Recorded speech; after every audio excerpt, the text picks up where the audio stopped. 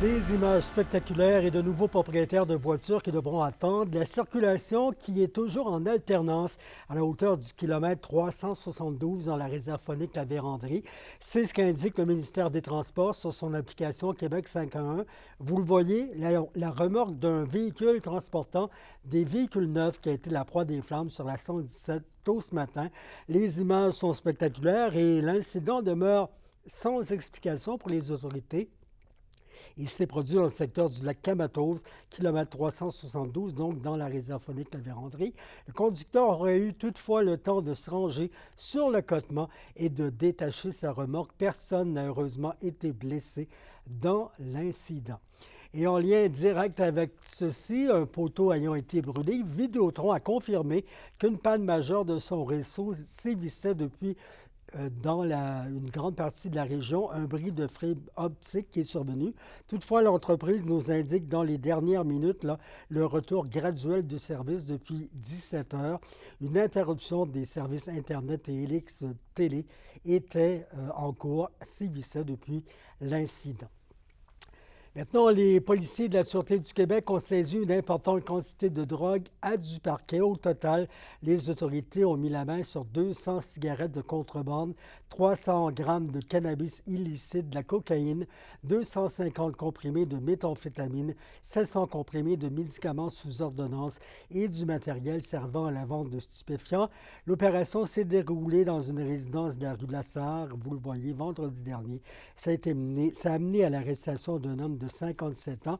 Il pourrait faire face à des accusations reliées au trafic de stupéfiants ainsi qu'à des accusations en vertu de la loi concernant l'impôt sur le tabac. Ce dernier est libre, mais doit revenir à la Cour pour la suite des procédures. On est en pleine semaine nationale de prévention du suicide et un rapport de l'Institut national de santé publique du Québec démontre que le nombre de personnes qui se sont enlevées la vie dans la région est en hausse. En 2022, le taux du nombre de suicides s'élève à 38 sur 100 000 personnes comparativement à 21 l'année auparavant. Le nombre de visites à l'urgence attribuables aux tentatives de suicide a grimpé de 125 à 140 sur 100 000 personnes entre 2022 et 2023. De nombreuses activités de sensibilisation sont organisées cette semaine par les centres de prévention du suicide de la région. Vous le voyez à l'écran, si vous ressentez le besoin d'appeler de l'aide, vous pouvez contacter le numéro qui doit s'afficher.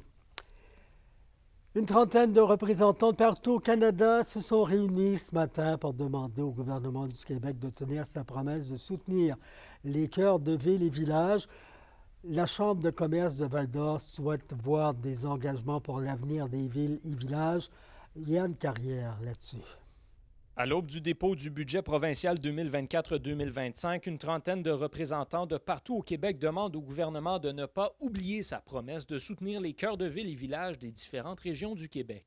À plusieurs égards, je pense que les villages et les villes au Québec sont dans l'œil de la tempête. Quand on parle d'itinérance, quand on parle d'inflation, quand on parle de changement des habitudes de travail, de la concurrence, alors ils sont vraiment au cœur de l'action. Il est notamment question d'aider à revitaliser les centres-villes et d'aider à régler les enjeux d'itinérance et de délinquance, des enjeux qui touchent la ville de Val-d'Or depuis quelques années. La directrice générale de la Chambre de commerce de Val-d'Or, Hélène Paradis, fait d'ailleurs partie de ce regroupement qui interpelle le gouvernement. Tous ensemble, hein, on ne met pas le singe sur l'épaule de quelqu'un, mais on veut tous ensemble contribuer à la qualité de vie de notre réalité, de notre cœur de centre-ville. Les différents représentants s'entendent toutefois pour dire qu'il n'y a pas que le gouvernement du Québec qui est responsable de la revitalisation des milieux. Celle-ci doit passer par des intervenants locaux, comme à Val-d'Or où la ville a lancé un programme pour inciter les citoyens à fréquenter son centre-ville. Le rôle demandé au gouvernement est donc de soutenir ces efforts locaux. Souvent, une aide financière va faire pencher la balance, puis va faire en sorte qu'on va créer un dynamisme et une complémentarité. D'ailleurs, selon Hélène Paradis, il y a une forte mobilisation régionale pour la revitalisation du centre-ville de Val-d'Or. il y a une programmation, il y a vraiment du monde qui s'implique puis qui y croit. On a eu des ambassadeurs l'année passée. Tu sais, il faut amener un vent d'amour, un vent de fraîcheur. Il faut s'entraider puis il faut l'habiter, ce centre-ville-là. C'est 470 millions que le gouvernement Legault avait promis lors de la dernière campagne électorale pour aider les villes et villages à offrir des services de proximité. La trentaine de représentants espèrent donc encore voir des actions concrètes et à grande échelle afin de maintenir cette promesse. Yoann Carrière, RNC Nouvelles, Val-d'Or. Je reviens sur la semaine de prévention du suicide. On n'a pas pu voir le numéro à l'écran, mais on s'en souvient tous, vous me l'avez soufflé à l'oreille, le 1-866, j'appelle. C'est important. Le Conseil régional de développement de l'Abitibi-Témiscamingue dévoilait aujourd'hui une démarche de réflexion, d'action collective d'ici 2025. Tout ça pour définir une vision à long terme pour le futur de la région, mettre en valeur des initiatives inspirantes et des pistes de solutions sur l'enjeu du logement en s'alliant avec des acteurs du milieu, les partenaires qui vont aider à atteindre les objectifs en permettant des investissements de plus de 200 000 $ sont notamment le CIS de l'Abitibi-Témiscamingue, l'Espace entrepreneuriat collectif, Tourisme AT et la Fondation Lucie et André Gagnon. C'était essentiel que l'ensemble des partenaires régionaux se reconnaissent dans la démarche. Donc, c'est pour ça qu'on l'a travaillé en collaboration avec plusieurs partenaires. Puis aujourd'hui, on est content d'être assis avec ces partenaires-là pour venir la présenter. Et puis, il y a déjà d'autres partenariats aussi qui sont en discussion. Donc, c'est certain que ça va être en développement vu que l'initiative, elle est complètement ouverte. Alors, on souhaite accueillir les gens, les intéresser à s'impliquer puis à venir réfléchir et co-construire avec nous. Ça s'en vient la première édition du Boréal Show qui est dévoilée au grand public. Ça se déroule cet été, le 20 juillet, à l'Aréna Nicoloto. C'est à la salle, bien sûr. Le spectacle bénéfice au profit de la Maison des soins palliatifs, le Passage de l'Aurore, invite la population à venir prendre part aux activités pour la bonne cause. Il y aura 3 artistes, les frères Moreau, sans lien de parenté, hommage à Bob Bissonnette, salut Bob Gorgé, ainsi que Lendemain de veille. La musique, du fun, des beaux rassemblements.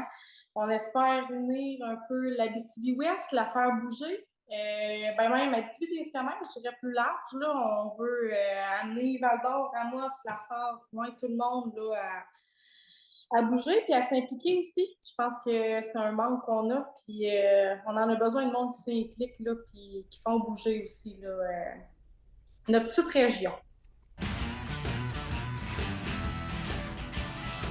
Ah là là, le club de motoneige d'Amos perd un droit de passage à Saint-Dominique-du-Rosaire à cause de comportements délinquants de certains motoneigistes qui font du hors-piste. Mais oui, ça existe encore.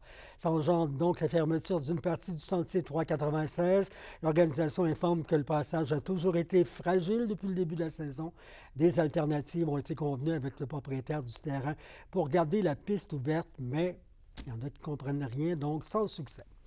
Autre discipline, Mathieu Julien Côté et Serge Saint-Germain conservent des titres de grands champions du tournoi Double Open de curling à la Sarre. C'était présenté en fin de semaine. La 8e édition regroupait 12 équipes qui performaient dans un total de 3 classes. La classe B était remportée par le duo père-fille formé de René et Marie-Ève Racicot de la Sarre. En classe C, l'équipe de Bernard Bégin et Gino Anctil remportait le duel pour se hisser sur la plus haute marche du podium.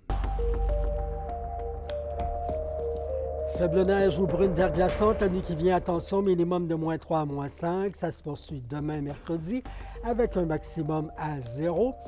Et on a perçu jeudi, mais ça c'est mercredi, 0 et 4 degrés au Témis. Jeudi, alternance sur les nuages, on a perçu maximum à +4 degrés. C'est vos infos régionales. Nos équipes sont toujours à l'œuvre. Demain, on rencontre des travailleuses et travailleurs auxiliaires de la Sarre et d'Amos impliqués dans l'achat d'équipements médicaux. Bonne soirée. Merci de votre présence. À demain. Au revoir.